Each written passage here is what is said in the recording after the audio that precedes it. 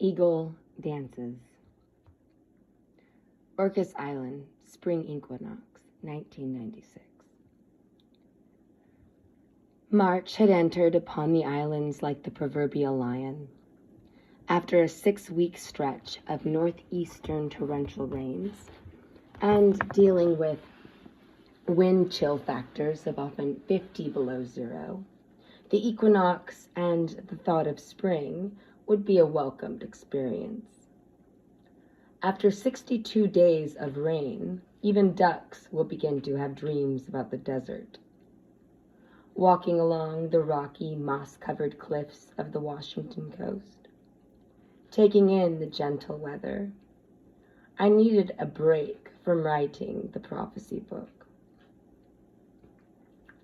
Ever since I had undertaken the task of compiling the information I was receiving from the grandfathers into the book, many new elements had come into play in my life. The islands of the Pacific Northwest coast, where I lived for some 9 years, are very reminiscent of ancient Scotland. They can be misty and moody, and one often loses their sense of time while walking their thoughts along the trails of the tangled introspection. I found myself dreaming about the ranch in Arizona.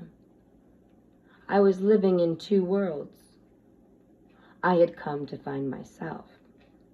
I seemed to be walking through a dream these days, waiting for the mythical bird of freedom to lift me from these islands of eternal gray fog. Part of me seemed to still be back in Arizona, walking amongst the red rock cliffs of my ceremonial grounds on the ranch. As I walked the ocean cliffs, the albatross sings messages in my ears. Its message is carried to me upon the wind. It is going to be a hard summer there this year in your southern home. The desert will be burning up. I am shown visions of a very dry desert landscape, brush fires burning everywhere. Later that afternoon, I would talk to a friend in Cave Rock who would inform me that they have passed through their usual monsoon season without a single drop of rain. Now, this was quite a while ago when he wrote this, but we've definitely had droughts like that in Southern California. I'm just going to interject, so I'll continue. As always, when I think of Arizona, I think of my friends, the Hopi. I have spent over 20 years now walking this good red road, air quotes. There are many stories that can only be remembered, stories that will never be spoken. I remembered Grandfather Dan saying, "People live in 2 worlds now. The Hopi way will soon disappear from this earth if there is no one to believe in our way. Then, like the last summer, it soon will be nil." Walking along the cliffs, my mind goes back to just a few short months ago when I was in Haute-Villa. I was in a ceremony with the traditional elders in prayer circle. These elders are properly and respectfully referred to as the Sinum, which translate more or less to mean those old wise ones who carry the memory of the original teachings of Creator for the people. We sat together in an ancient kiva for 4 days talking to the old ones and asking the Kachinas for assistance, exactly as their ancestors had done for over 12,000 years. We call for understanding and truth to help us understand these times of changes, asking the Kachinas to give us clarity for the future. In the Hopi way, we are crying for a vision. My experience in the kiva leads me to new clarity. I emerged from the kiva feeling as if I had awakened from a dream. I walk into the Hopi cornfield, staring out at the stars that create a surreal blue luminescence upon an ancient landscape. I stood looking at a world that is exactly as our eyes have seen it millenniums ago. I wondered what they must have thought as they received their visions of potential future events. They stood here as I now do, trying to understand the visions of a very bizarre future reality. Did they think themselves mad? I stood there naked in the moonlight, having made it through to another side of the labyrinth. I found myself struggling to make my new eyes see, to allow my consciousness to touch and comprehend a new, expanded reality. I was struggling to see through veils of illusion, painfully tearing through the bondage of cultural and genetic programming that leaves one blind to what illusion is and what is truly real. What to most is unreachable and lies hidden behind the cloak of invisible reality is accessible only through the eye of the shaman. Life, in many ways, has become an abstract science fiction movie, starring myself and those friends that I have in my immediate world that manage to hold on to some degree of clarity of mind. How does one determine a degree of sanity in a world in which the rules that dictate our realities seem to shift in a moment? Good question. At times, it is very difficult to differentiate between dream states. There are no borders in the dream time, as there is no space between one's thoughts. Quite frankly, sometimes there is no difference as they merge. There are no longer any rules in a man's created consciousness that apply to the game of life. The Hopi prophecy keeps coming to mind, air quotes. In that time, man will find that he lives in two worlds. My life has certainly become a testament to that. The sounds of eagles playing in a nearby tree overhead brings me back to the reality of the ocean and the cliffs of the Orcas island I've actually strangely, synchronistically been to. I was a young girl. In that moment of hearing the eagles cooing as they played, I became aware that there had been a lot of unusual incidents with eagles recently. In fact, ever since I had made the commitment to doing the prophecy book and started working on Last Cry, eagles were making their presence known very strongly in my life, both for myself and for those who came to see me on the island retreats. The eagles would touch our souls forever, and they truly did, and they do. On the wings of eagles. The other day, there was one sitting on the fence post, a huge female by the side of the road. I slowed the car and rolled down my window. Softly but quietly, not being more than 6 feet away from her, I asked, "Sister, what are you doing on that fence post? You are not a raven or a crow, you know."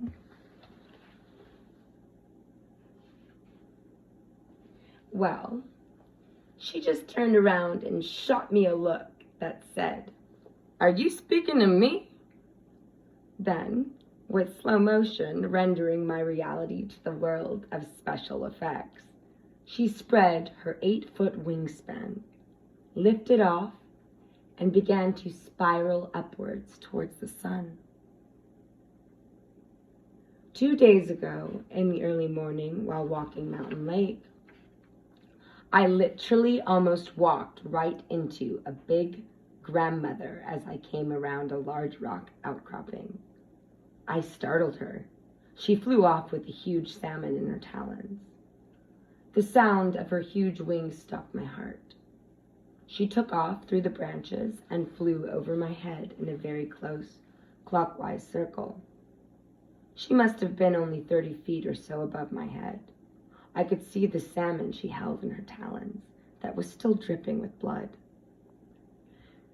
Then there have been the 2 eagles circling over my house every afternoon, one spotted and one mature bald male, doing flight training, mastering the thermals, calling their excitement to Father Sky. They appeared to be father and son. Just yesterday, while I was hiking in the woods, taking an afternoon break from my carpentry work in the house, and several weeks on the road doing retreat workshops, 2 eagles were trying to skill at their acrobatics, flying through the branches of the trees. I've seen hawks do that on occasion, but never eagles. Believe me, it is an awesome sight to be witnessing 2 huge winged raptors not 20 feet away performing such acrobatics. Sky dancers. This evening, I have been sitting with my sacred pipe by the fire, half drifting off and out of my body, listening to the owls. Maybe 3, but at least 2. They're in the grove of fir trees behind the house. These night eagles were singing messages to me very loudly. Does the owl spirit bring me a divine message, or is it a warning to me of something mysterious, something ominous passing from this dream forever to some as yet unformed place? As I sat there, half drifting off into a dream state, wondering what this all meant, I kept pondering what the message to me was in all of this. Then it came. I shook myself upright with a start at hearing my own voice. "That's it!" I cried out, loud as if there were anyone who could hear me. I was, after all, totally alone in my fire-lit log cabin. Every time I closed my eyes, there was before me a great white eagle. I distinctly heard the voice of the eagle saying to me, "Look at me, observe me. How do I live? Look at me. What do you see about my true nature? Am I not always alone? And why is it, do you suppose? I never seem to gather in groups larger than 2 or 3 at a time.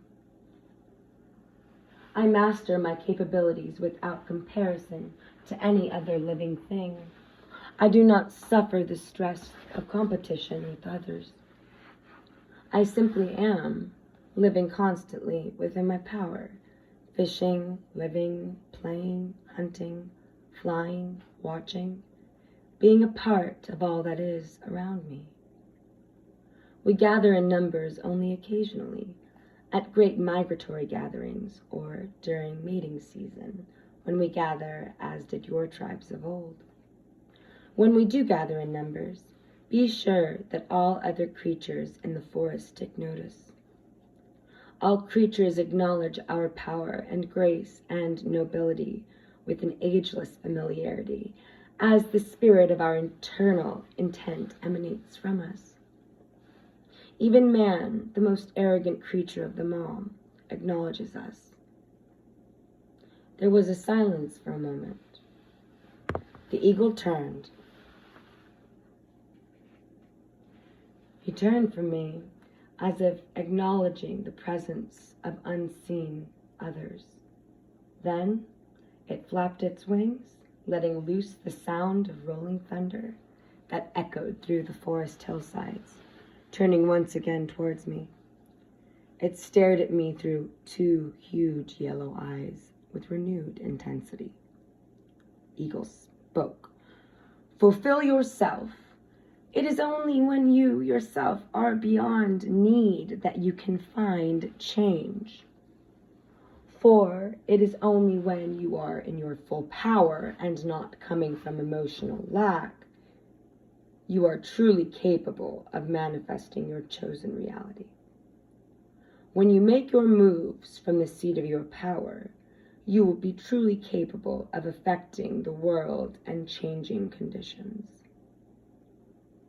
You who are beginning once again to see the web of life and the truth of things, you should be careful lest the dark hunters find you. Do not gather in numbers, for you then are easy prey for these dark hunters. Young dreams need to mature. Like young grass, you must establish a strong root system. The roots that support the great tree of your knowledge need time to grow and seek the wisdom of the earth and all she has to offer. Love all beings, but trust no one with untested certainty. For this is the time of the coyote moon. There is a madness in the air. Many seem to be caught in a spell of harsh madness and self-destruction. Be still. You can sense it moving towards you from the void. What seems like a block might well be the answer. Counter-intention can be there to strengthen you as well as slow you. The shadow hunters are everywhere. They are hiding in the shadows of your dreams and in the places where your doubts lie. The formless energy that makes up the dark hides in the shadows because it is afraid to be known. The darkness is a manipulating energy, and it is hardly ever a confronting energy. The moment that it is in the fullness of the light, it transforms and is absorbed by the very light that defines its presence. You will know these shadow hunters because they have no face of their own. They have no form of their own. They are shapeshifters and soul snatchers. They ride upon your spirit. They will drain your energy, for they are not creators and have no dreams of their own. They steal power from others. The shadow hunters take on the nature of all that is going on around them. They are the great chameleons, taking on the character and coloring of their hosts. They are necromancers, possessing no life of their own. They always come from our unresolved past. They cannot exist in the now. One can live in fantasy of the past or the future, or choose to be in Christos and live in the moment, the now. Most live in phantom worlds, contrived realities created by others than themselves. But to exist in the now takes power, for it is by right use of will, and will alone, that one can claim enough power to exist in the now. No, that is the only way, the only true way through is the now, that one can manifest any expression of reality being present. Eagle speaks. Look at me, Eagle says. Look closely into my eyes. What do you see? We have a contract, your kind and mine. That is from ancient times. The true nature of it is older than your memory can access. Only your heart can access the dimension of my reality. Only your heart. Eagle saying, speaking to Ghost Wolf, telling him to see him with his heart. If you wish to survive this experience of change, then be as I am. Be in the moment. Be in the silence. For here in the silence you will find your power. Here in the silence of your own being, you will remember your own heart. It is in your heart that your origins lie. Fulfill yourself. It is only when you yourself are beyond need that you can effect change. For it is only when you are in your full power and not coming from the emotion of lack that you are fully capable of manifesting your chosen reality. Listen closely. We will give you now the wisdom of the Eagle Nation. Go and gather all around you those who are a part of your heart. Gather around you all the things that bring you joy. All that you dream of being is yours to experience when you gather these things. Hold those dreams very close to your heart. Put those dreams forth and follow them, like magical crystals from a secret treasure. Aho. To be continued.